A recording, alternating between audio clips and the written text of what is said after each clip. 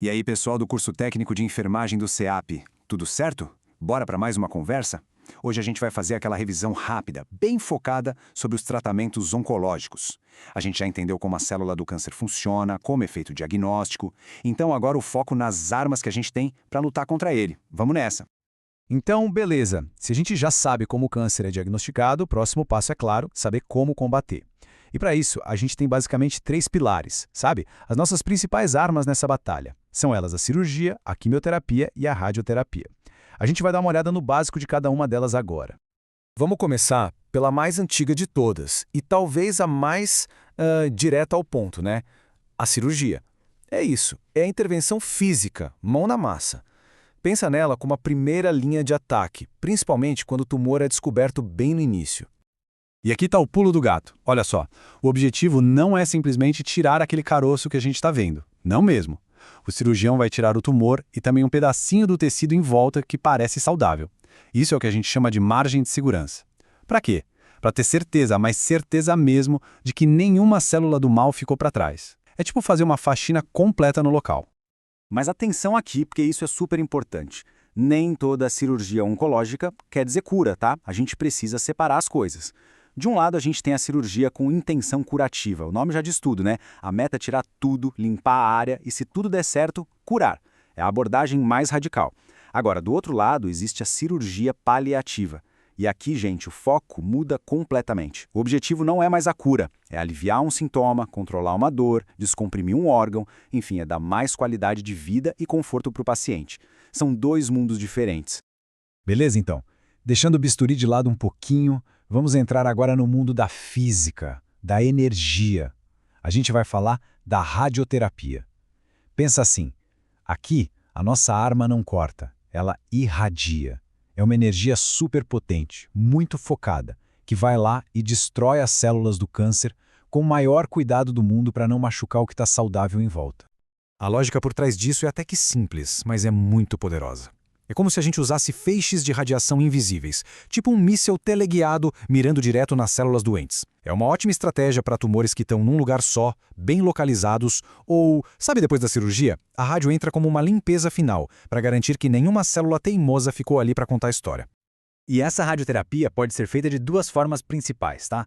A mais comum é a radioterapia externa. Imagina uma máquina grandona que fica do lado de fora do corpo e ela que dispara os feixes de radiação no alvo. Simples assim. A outra é a radioterapia interna, que tem um nome mais chique, braquiterapia. Nesse caso, a fonte de radiação é colocada dentro do corpo do paciente. Pode ser uma sementinha, um fiozinho, que fica lá bem coladinho no tumor, agindo de dentro para fora. Tá, mas e na prática? Como é uma sessão de rádio externa? Bom, o primeiro passo, e talvez o mais importante de todos, é o posicionamento. E, gente, isso é crucial. Não é exagero. A pessoa tem que ficar paradinha, exatamente na mesma posição, todos os dias. Por quê? Porque o feixe de radiação tem que acertar o mesmíssimo lugar, com uma precisão de milímetros. Qualquer desvio pode ser um problema.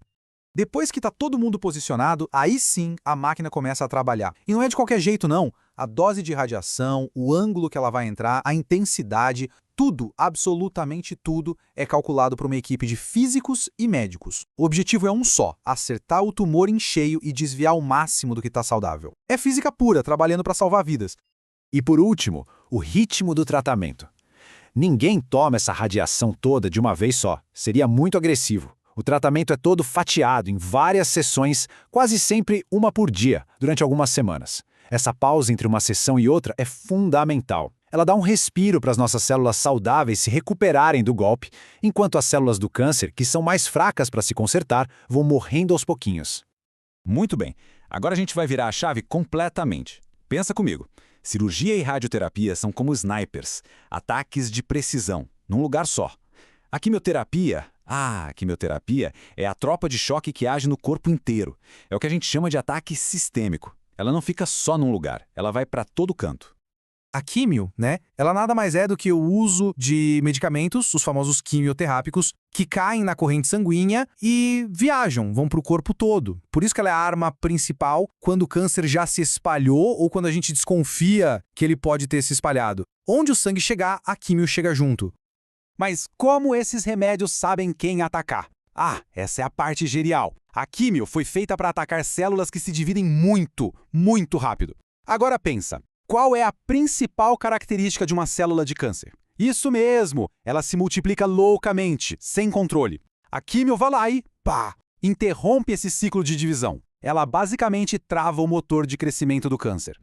Ok, então a gente entendeu as armas, o corte da cirurgia, a energia da rádio e os remédios da químio. Mas agora a gente chega na parte que mais importa para quem está aqui me ouvindo, para a futura equipe de enfermagem. Onde é que a gente entra nessa história toda? Qual é o nosso papel no meio dessa guerra?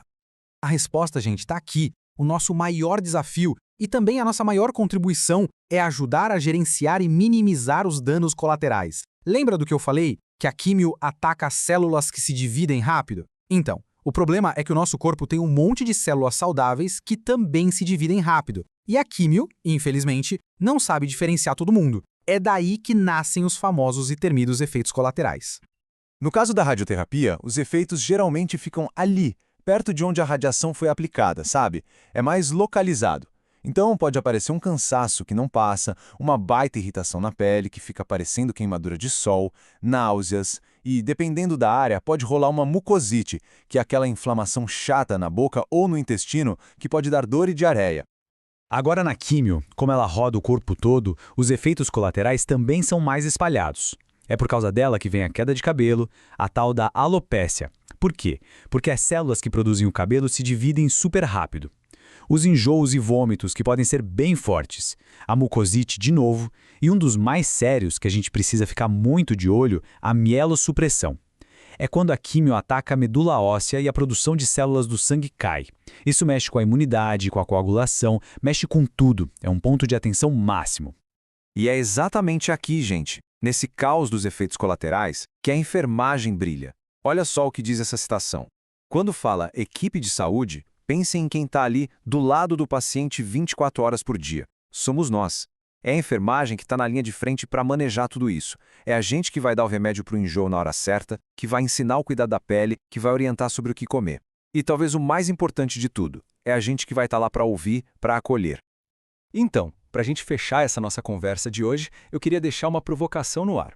A técnica, saber puncionar uma veia, decorar nome de remédio, entender os procedimentos, tudo isso a gente aprende. Com estudo, com a prática, a gente domina. Mas a grande pergunta é, o que vai ficar? Qual vai ser a sua marca como profissional? O que no fim do dia realmente faz a diferença para aquela pessoa que está passando pelo pior momento da vida dela? Pensem nisso, porque enfermagem é muita ciência sim, mas também é arte. E acima de qualquer coisa, é humanidade. A gente se vê na próxima.